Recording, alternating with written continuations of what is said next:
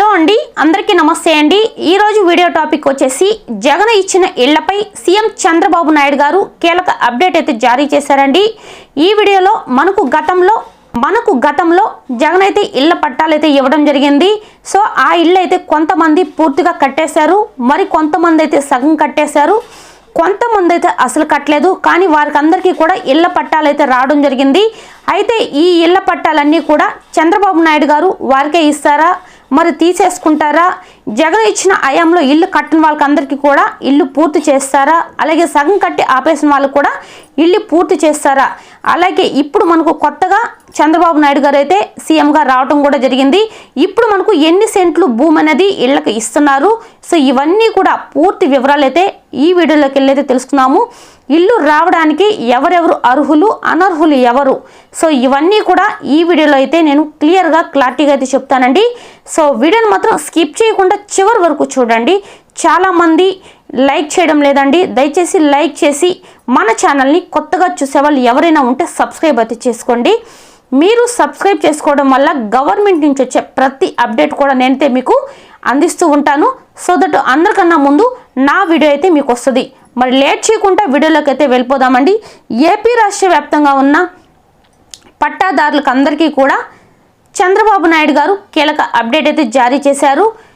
జగన్ ఇచ్చిన పట్టాదారులకు అయితే కొంతమంది అయితే సగం కట్టి అయితే ఆపేశారండి.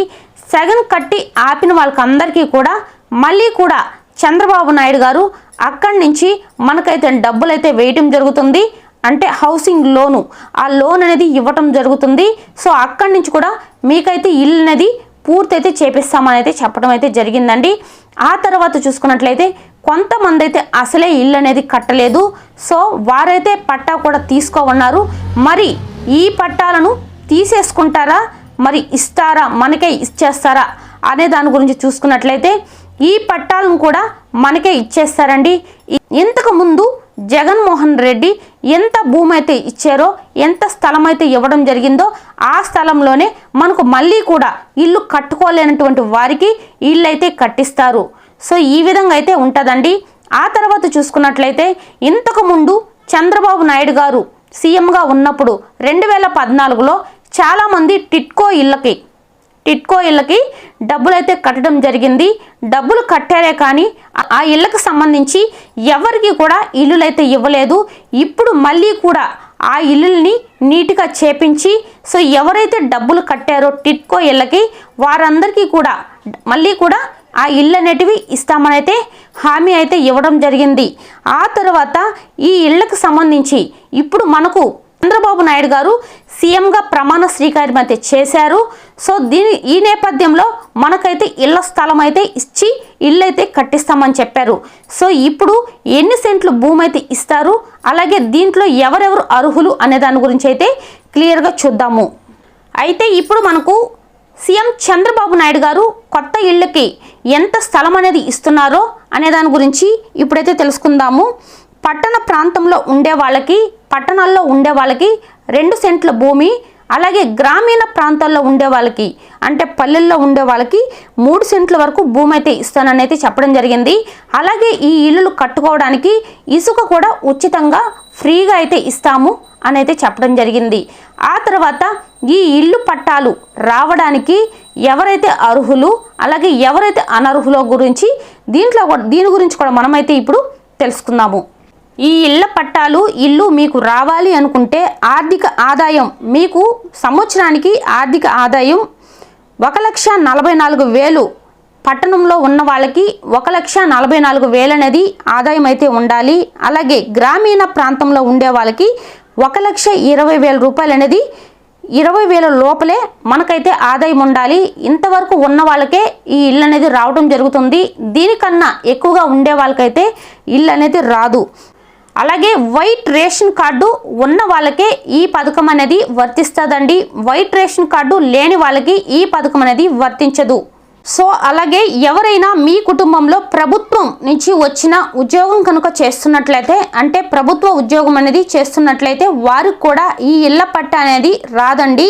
ఆ తర్వాత చూసుకున్నట్లయితే ఎవరికైనా మీ ఇంట్లో 4 చక్రాల వాహనం కనుక ఉన్నట్లయినా కూడా ఈ ఇల్లు అనేది రాదన్నమాట.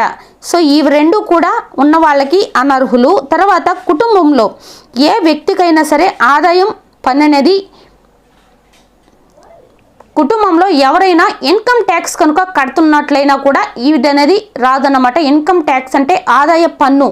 సో మీరు డబ్బులు సంపాదించే దాంట్లో కొంతమంది పన్ను అయితే కడుతూ ఉంటారు. సో అలాంటి పన్నులు కట్టే వాళ్ళకు కూడా ఈ ఇల్లు అయితే రాదని అయితే చెప్పడం జరిగింది. ఆ తర్వాత చూసుకున్నట్లయితే 300 యూనిట్లకు పైగా కరెంటు ఎవరైతే ఎక్కువగా యూజ్ చేస్తున్నారో అంటే కాలుస్తున్నారో, మనకు 300 వరకు, ఇప్పుడు ఇంతకు ముందు జగన్ ఉన్నప్పుడు 200 యూనిట్లు అయితే ఉచితంగా ఇవ్వడం అయితే జరిగింది కరెంట్ అనేది.